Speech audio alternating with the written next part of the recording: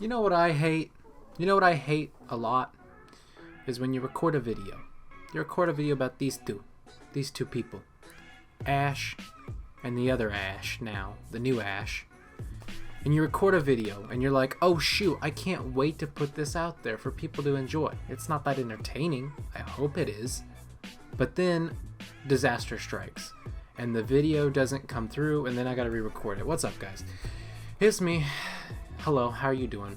It's Jackson. If you already knew that, welcome back. If you didn't know that, there's a little button called subscribe. If you could go check out the other videos, see if you like it, and then put it out there, that'd be cool. Join the subscribe base that I'm trying to make here. But anyway, how's everybody doing today? Hope you're doing great, as always. And I just gotta say that there's a lot of stuff that I talked about in the 10 minutes that I recorded this other thing, so let me just try and pull my brain together for a second round.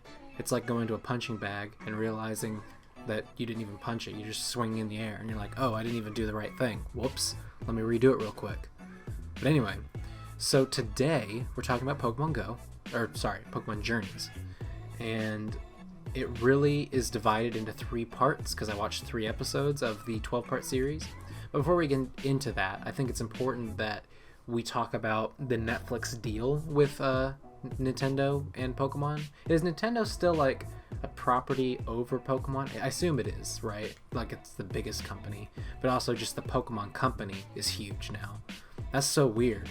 You think back to the original days of Game Freak and all that. Now it's just like the Pokemon company, which is so huge because the brand is so big. But anyway, so Netflix and Pokemon, right? They get into talks a couple years ago. And Netflix says, 60% of our audience is kids. So we have a pretty good range of content. 60% of people watch kids and family entertainment, which makes sense. You got the Infinity Wars on there. You had all the Marvel movies. You had some Nickelodeon shows that are starting to come through, like Victorious and all that. You have these different contents, and Netflix basically says, hey, we have the supply and demand. So, what's up? And Pokemon Company kind of thinks about it for a second and they say, hey, we're trying to go in a different direction. We understand that the Pokemon Company can continue to grow, and what we want to do is grow our TV show, because before all of the series would premiere on Netflix, Cartoon Network, that sort of thing. So what we want to do is we want to actually go in and just make the show better, make it more unique, I guess. So they partner up with different streaming services across the world, Amazon, whatever foreign streaming services exist, I'm not quite sure. And then they basically say, okay, well, let's look at this for Netflix for the US, we can make this show called Pokemon, whatever, I guess the name hadn't been decided at that point. And Netflix goes, okay. So the deal was struck, and now we have Pokemon Journeys. But before that, we also had the Pokemon Mewtwo Strikes Back remake that was all 3D scaled and everything. I didn't watch that, and I don't really want to because it just kind of, I'm not a fan of the art style, but also I'm not really a fan of just the remake of it. I thought the original movie was great, so I don't know if I really want to watch another version of it.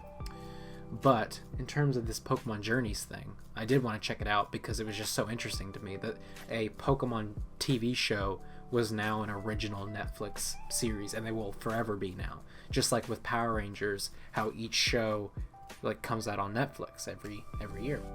So I checked it out, and I want to talk about the first episode. The first episode is unique to the whole series. It's a prologue because this show is going to be serialized. So every episode is part of the greater story, which is so cool for I almost called it Power Rangers again. So cool for Pokemon, just because you look at that show, which has always had a couple filler episodes and people may have not tuned in, and now you give the best of both worlds. You give the people what they want with a serialized Pokemon, and then you get more audience from it.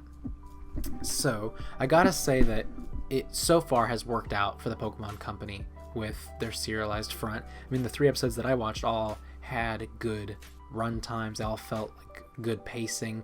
It didn't just feel like we were going from one event to the other. It actually felt like something that I could hold on to in terms of story.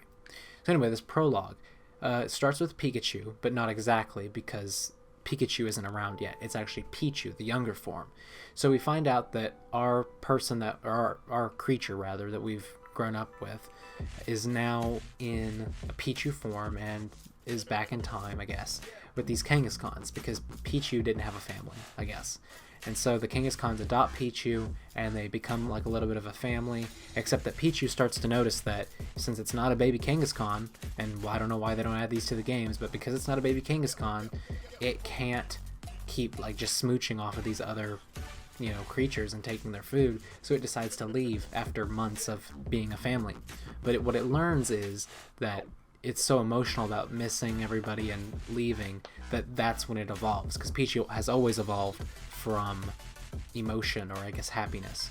So it evolves into Pikachu, it runs off, and then we cut away, and then eventually, you know, Oak, you know the story, Oak would capture Pikachu, shows it to Ash, and then 100,000 hours of Pokemon ensues.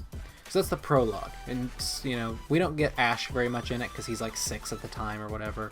So as a prologue, it was really cool. But moving on to the second episode, we meet this young man over here. His name is Go. Look at him.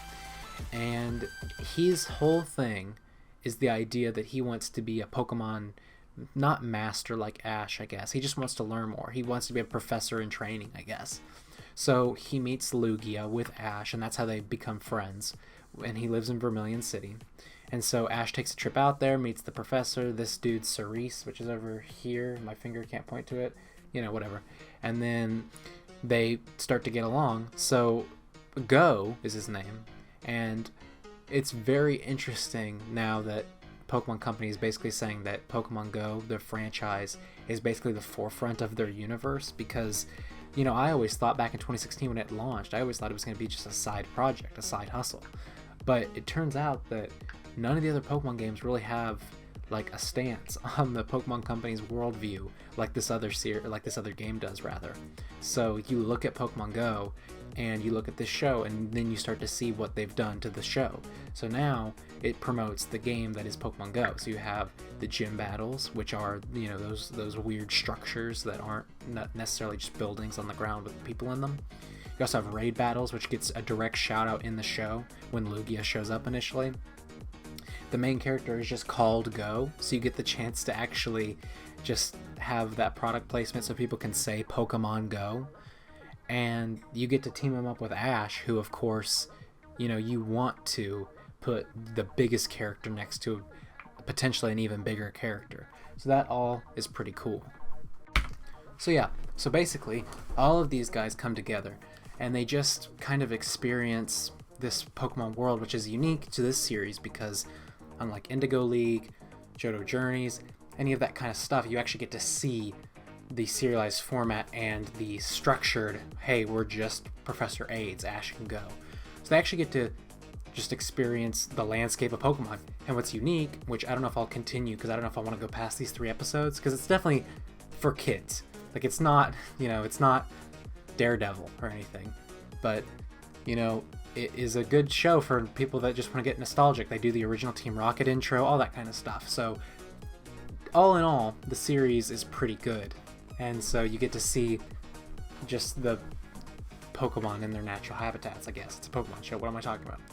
But I was going to say that the shows are unique because each episode, I think after these initial 3, which set up the premise of the show, they're actually going to take place on different places.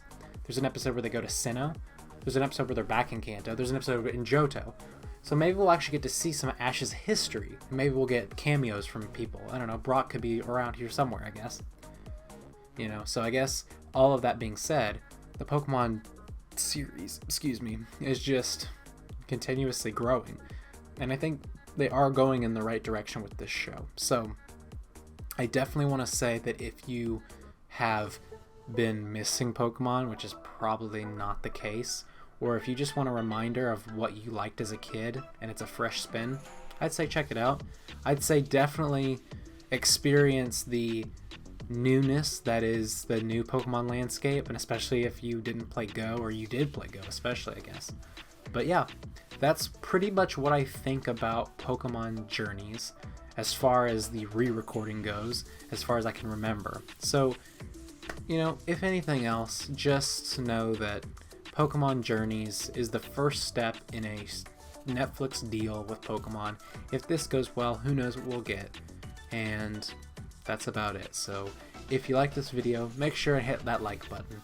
If you have any thoughts or any opinions about everything, leave them down below, because I'd love to read and see what you guys think about the Pokemon journeys. And then, just as always, subscribe if you want to subscribe. Maybe go check out a Pokemon series that we're doing, a Fire Red series right now. But that's about it for me. So I will see you guys next time with another review. This week we're going to have a great book review, one that I've been teasing. And I'll see you guys